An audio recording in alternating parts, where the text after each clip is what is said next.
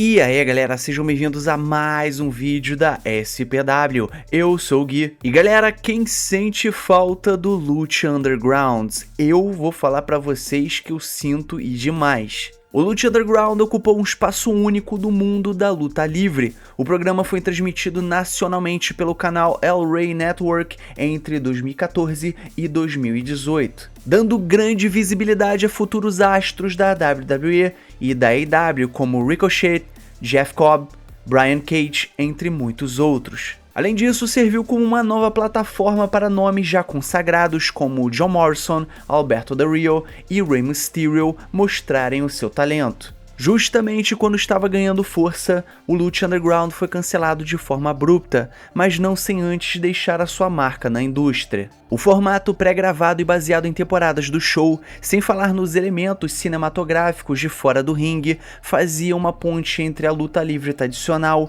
e uma série de TV que, por acaso, era sobre wrestling. Essa mistura inesperadamente acabou se tornando um precursor das lutas não convencionais em locações externas, que se tornaram populares na era da Covid-19, como também vimos na edição da WrestleMania daquela época. E gostando ou não, o Lucha Underground foi uma força a ser reconhecida no cenário da luta livre profissional. E nesse vídeo eu vou mostrar pra vocês 5 coisas que eu sinto falta do Lucha Underground e 5 coisas que eu não sinto falta. Sinto falta Pentagon Jr. no topo. Embora no início o Lucha Underground tenha colocado o Prince Puma, interpretado por Ricochet, como o grande rosto da empresa, havia uma crescente sensação de que Pentagon Jr., hoje como Penta na WWE, estava destinado a chegar no topo. Depois de uma estreia discreta, Pentagon assumiu uma persona mais sombria, onde não apenas vencia a maioria de suas lutas, mas também quebrava os braços de seus adversários derrotados. Somando isso à sua misteriosa conexão com a lenda da luta livre Vampiro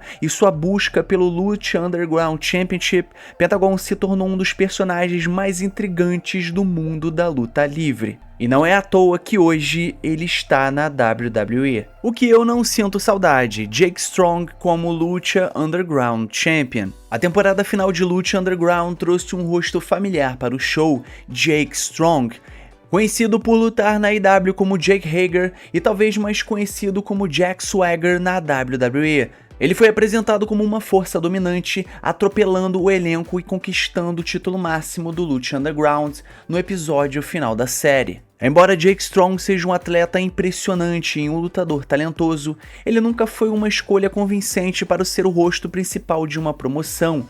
Na WWE, muitos argumentam que ele foi subutilizado. E na AEW ele também não fez muita coisa, a não ser o enforcer de Chris Jericho, ao invés de tentar ser o lutador número 1 da companhia. O que eu sinto falta? Dario Cueto.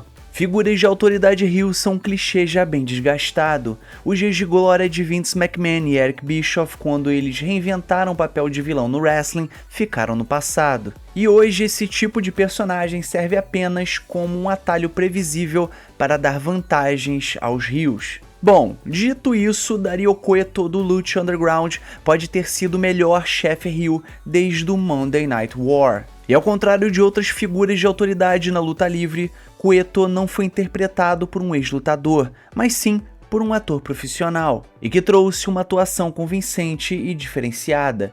Ele não era apenas um patrão malvadão, sua motivação vinha do interesse próprio e de uma paixão por violência, o que o levava a favorecer faces ocasionalmente ou criar ideias caóticas e divertidas. Um comportamento totalmente diferente fora do comum para um vilão desse tipo. O que eu não sinto falta, Sexy Star. Em uma promoção que frequentemente promovia as lutas intergênero, Sexy Star foi a primeira e única mulher a chegar no topo e conquistar o título máximo do Lucha Underground. Embora ela fosse talentosa, muitos fãs tiveram dificuldade em vê-la como a principal estrela da empresa. E o que piorou ainda mais foi a sua reputação em um incidente chocante na AAA, onde ela legitimamente machucou a lutadora Rosemary, seja por escolha intencional ou no mínimo por imprudência no ringue. E o ocorrido fez com que Sexy Star fosse praticamente banida da luta livre, sendo rejeitada por diversas promoções e nem sequer aparecendo na última temporada de Lucha Underground. Com isso, seu grande push nos primeiros anos do show acabou se tornando uma mancha na história da empresa. O que eu sinto falta, o que Wade Barrett iria fazer no show. O último episódio de Lucha Underground trouxe uma cena intrigante, mostrando um grupo de figuras poderosas reunidas dentro de um carro. Coincidentemente, essa cena marcou a primeira aparição de Wade Barrett no show, o ex-líder da icônica facção Nexus da WWE. Hoje Wade Barrett é comentarista da WWE.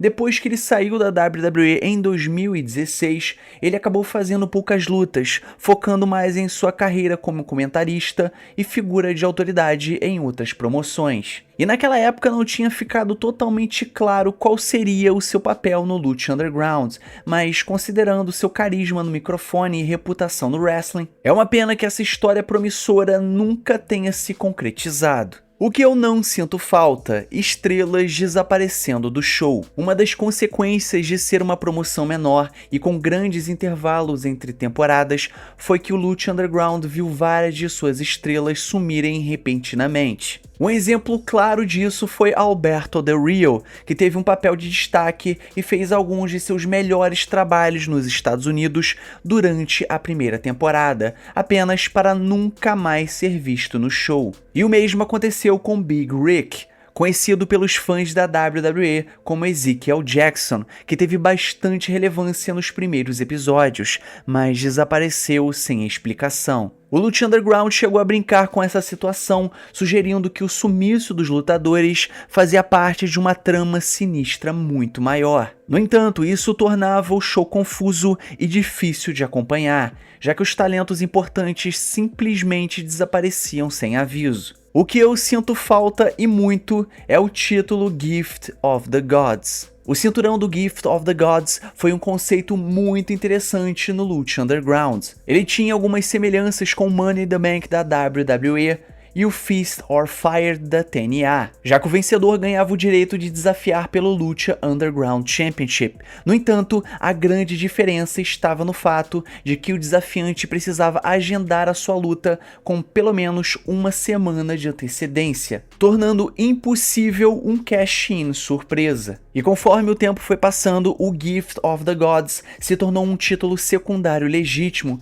servindo não apenas para estabelecer novos desafiantes, mas também para criar lutas mais significativas entre talentos que, de outra forma, não teriam motivo para se enfrentar. O que eu não sinto falta e fico feliz que acabou indo embora são os contratos restritivos. Desde o início de Lucha Underground, surgiram diversos relatos de que a empresa assinava contratos extremamente restritivos com seus talentos, impedindo eles de aparecerem em outras promoções. E embora a exclusividade não seja necessariamente um problema, o formato de temporadas pré-gravadas fazia com que muitos lutadores ficassem meses sem trabalho, e só ficavam sentados em casa esperando as próximas gravações. Além disso, a empresa era extremamente rígida na proteção da sua visão criativa, a ponto disso prejudicar seus próprios talentos. E há relatos de que alguns lutadores foram demitidos por supostamente irem contra a narrativa do show. E um exemplo famoso foi o de MVP,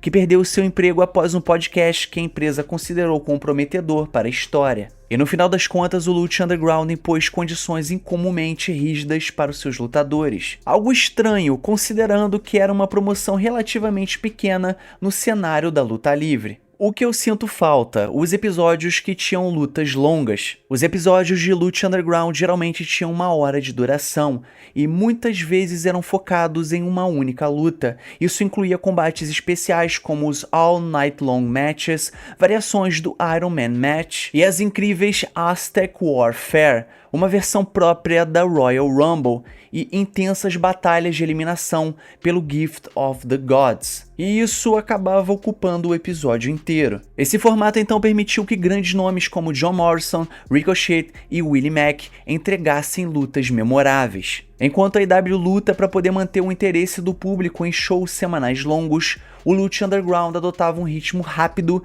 e envolvente, tornando cada episódio uma verdadeira experiência.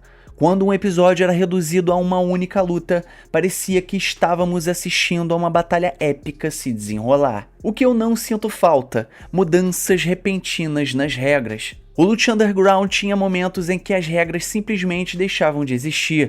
Um exemplo disso foi o Gift of the Gods, que, em teoria, exigia que seu detentor desse um aviso prévio de uma semana antes de desafiar o campeão. No entanto, o Pentagon usou o título para desafiar Prince Puma sem aviso algum, pegando-os todos de surpresa. Apesar disso, os fãs perdoaram a quebra de regra, pois a popularidade de Pentagon e o impacto do momento foram suficientes para justificar a decisão. Porém, quando Marty Martinez e Jake Hager usaram Gift of the Gods da mesma forma contra Pentagon, a situação pareceu menos inovadora e mais como se a empresa tivesse simplesmente esquecido as suas próprias regras. Outro momento questionável foi durante a Aztec Warfare 2, que marcou a estreia surpresa do The Monster Matanza Cueto. No entanto, o impacto da sua chegada foi enfraquecido por uma adição aleatória de um 21º competidor em uma luta que até então era para ser apenas de 20 participantes. E bom, mesmo tudo isso que eu falei aqui pra vocês, as coisas boas ou as coisas ruins, eu sinto falta do Lucha Underground. Então galera, agora eu quero saber de você. Você sente falta do Lucha Underground também? Você sabe o que é o Lucha Underground? Você chegou a assistir o Lucha Underground? Comenta pra mim aí embaixo. Então é isso galera, chegamos aí ao final do nosso vídeo, mas calma, não sai desse vídeo agora porque eu vou passar esse vídeo aqui pra você que tá aparecendo aqui do lado, dá uma clicada nesse vídeo e depois você fala pra mim o que você achou. Curte o vídeo, se inscreve no canal, valeu e fui!